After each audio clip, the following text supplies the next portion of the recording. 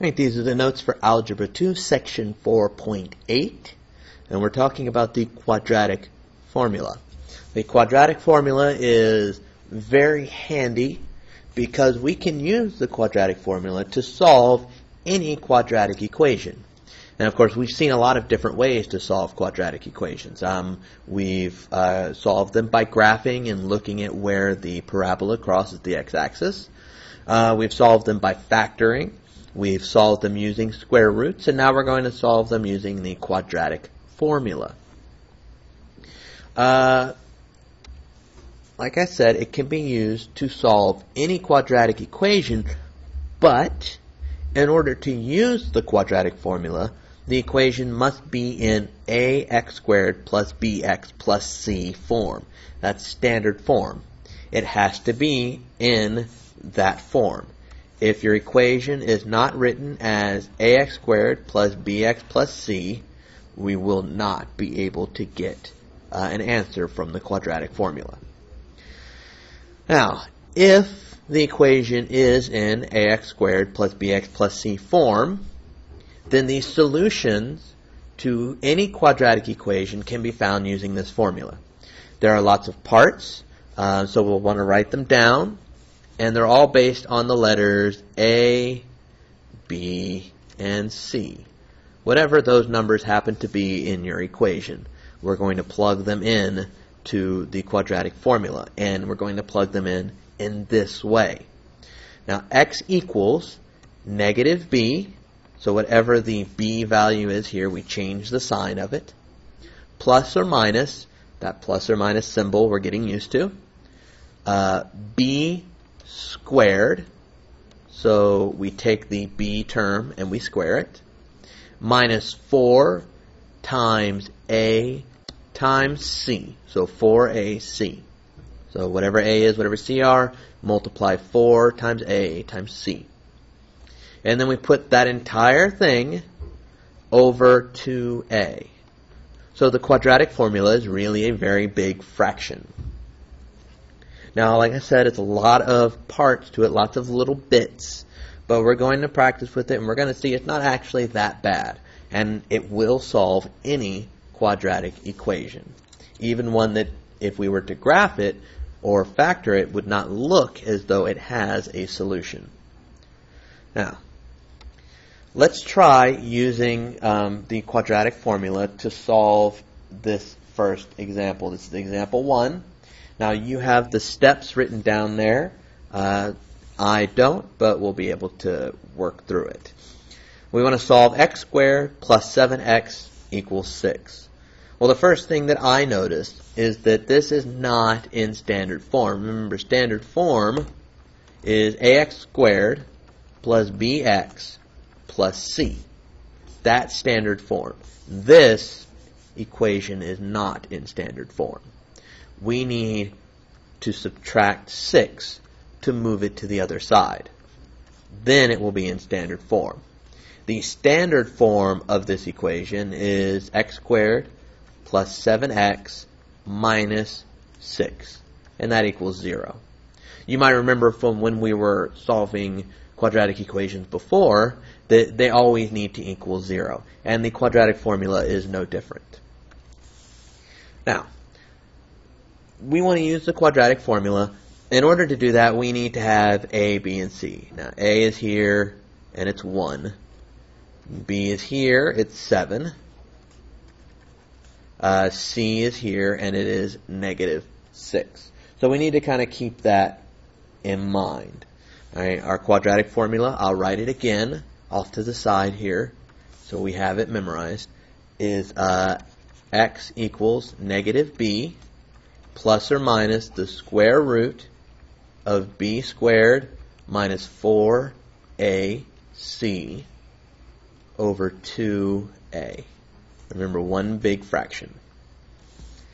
Now what we're going to do is plug a, b, and c into our quadratic formula. That is our next step. So again, we have x equals negative b. b is 7, so it's negative 7. Plus or minus, that plus or minus symbol, the square root of 7 squared, put 7 in parentheses, that's always just good practice, minus 4 times a, which is 1, times c, which is negative 6, all over 2 times a, which is 1. So the first step is kind of a biggie. We have to take all of these letters and we have to replace them with numbers. Once we do that, we need to do some simplifying. Let's start by just doing all the multiplication that needs to be done. Right? Negative 7, I don't have to multiply it. I'm not going to mess with the square root just yet, but I do want to mess with the stuff that's underneath it. So 7 squared is 49. 7 squared, 49. 4 times 1 is 4 times negative 6. So 4 times negative 6 is negative 24, which gives me negative 24 is positive 24. Over 2 times 1 is 2. So all I've done here is I've taken all the things that were being multiplied and I multiplied them out. Moving forward, several steps involved with each of these. I have negative 7 plus or minus. Now this time, all I want to do is simplify this radical. I want to take a 49 plus 24 equals, looks like 73. 49 plus 24 equals 73. So I have the square root of 73, which I cannot simplify. So I have the square root of 73, and that is over 2. So I have negative 7 plus or minus the square root of 73 over 2. Now I have one last thing that I want to get done here, and that's this. I want to split this guy up into 2 separate numbers. Right now I have one big fraction. I'm going to split this up. So I'm going to split up negative 7 and 2, and I'm going to split up, change the color here, I'm going to split up plus or minus the square root of 73 over 2. So I'm going to have 2 separate numbers going on here.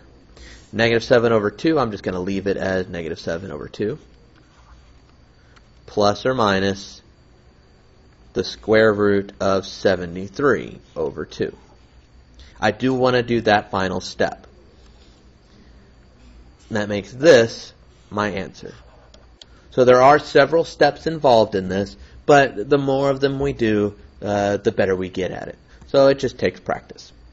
Let's look at another problem. This time I have negative x squared plus 2x minus, or equals 5. First thing I want to do, just like last time, I want to subtract 5 because this needs to be in standard form. So I subtract 5. That gives me negative x squared plus 2x minus 5 equals 0. And I can use the quadratic formula here. Let's jump right into it. The quadratic formula says negative b is 2, plus or minus the square root of b squared, so 2 squared, minus 4 times a is negative 1, times c is negative 5, over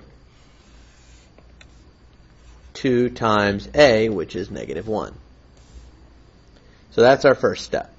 We plugged in our numbers. Now, again, just like last time, the next thing I want to do is do all the multiplying that needs to get done here. So I have negative 2 plus or minus the square root of 4. Now I have negative 4 times negative 1 is positive 4. Positive 4 times negative 5 is negative 20. So I have negative square root of 4 minus 20 over negative 2. Right, so far so good. I want to simplify this radical. That's a good next step. 4 minus 20 is negative 16.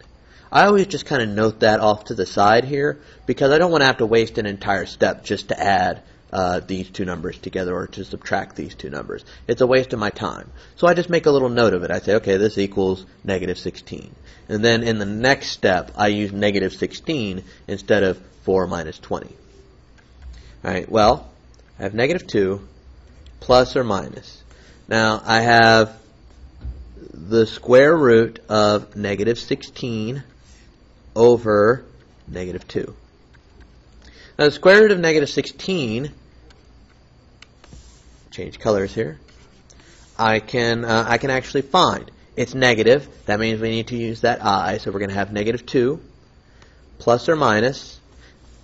Negative 16 simplifies to 4i. And that's over negative 2. Okay, so negative 16, square root of negative 16 is 4i. The negative becomes I. The square root of 16 is 4. And last step, I want to split this guy up into negative 2 over 2. Negative 2 over negative 2, I'm sorry. Plus or minus 4i over negative 2. Right, I do that last step. But in this case, it's not actually the last step, is it? If you take a look at this, negative 2 over 2, that's just 1. Right? Negative 2 over 2 becomes 1. Negative, or 4i over negative 2 becomes negative 2i. So I actually have a slightly different answer here. Negative 2 over negative 2 became 1. 4i over negative 2 became negative 2i. So I have 1 plus or minus negative 2i. And that is my final answer. I do need to simplify every fraction. I do need to simplify every square root. All those simplifications have to be done in order to have a final answer. All right. One other thing we want to talk about is the discriminant. Now, the discriminant of the quadratic formula can be used to determine if the equation has two real solutions, one real solution, or two imaginary solutions. Now, that might seem strange, but every quadratic equation either has two real solutions, that is, it crosses the x-axis in two places. It has one real solution, that means it touches the x-axis in just one spot on the vertex, or two imaginary solutions. We cannot have one real solution and one imaginary solution. That's not going to happen. But we could have two imaginary solutions. We get an imaginary solution if the parabola doesn't actually cross the x-axis. So if we were to graph it and it looked like it didn't cross the x-axis, that means it has two imaginary solutions. And we can find this out relatively easily. We look at the discriminant. Now, the discriminant is the stuff that's under the square root. That is, it's b squared minus 4ac. Right, we remember from our equation, the stuff under the square root is b squared minus 4ac. That's the discriminant.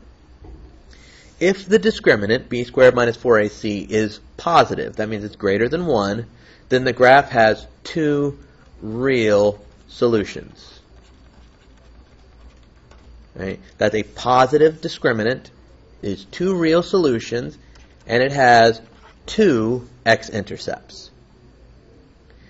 If the discriminant, b squared minus 4ac, equals 0, it's exactly equal to 0, then the equation has one real solution.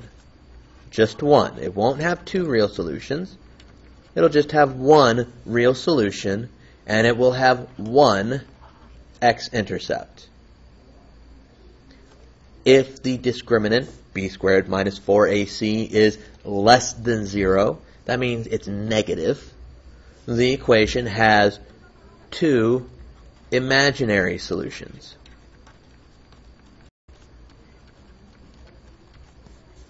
And if the equation has two imaginary solutions, then the graph has no x-intercepts at all. All right, let's see if we can put the information in this table to good use.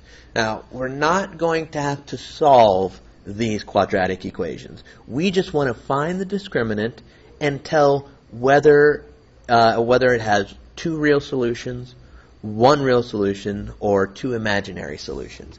That is all we want to do. And again, here, this is A, this is B, and this is C. So I have a 1, a 6, and a 5. The discriminant is b squared minus 4ac. So I start by plugging in my numbers. B squared, that's 6 squared, minus 4 times 1 times 5. Plugged in all my numbers. Now I work it out. I get 36 minus 4 times 1 is 4. 4 times 5 is 20. So I get 36 minus 20, which equals 16. Now 16 is a positive number. That's my discriminant, 16. Since it's positive, it has two real solutions. I'd write two real, S-O-L-N, two real souls. Let's try the next one. Again, A is 1, B is 6, and C is 9. So let's plug it in to our discriminant. We have B squared, so 6 squared, minus 4 times 1 times 9. We work that out. We get 36 minus 4 times 1 is 4. 4 times 9 is 36. So we get 36 minus 36, which equals 0. Means my discriminant is 0, so there is one real solution. Just the one. Not two. No imaginaries, just one real solution. And if we were to graph this parabola, it would touch the vertex at the touch the x-axis at the vertex and nowhere else. All right, we're going to try one more. Remember, the discriminant is b squared minus 4ac. And we're going to start by plugging in our numbers. This time, b squared is still 6, minus 4 times 1 again, times c is 13. So we multiply this out. I get 36 minus 4 times 1 is 4. 4 times 36 is 52. So we get 36 minus 52. 36 minus 52 is, well, it's a pretty big number. It's negative 16. So, negative 16. Well, not surprisingly, since that is negative, we have two imaginary solutions.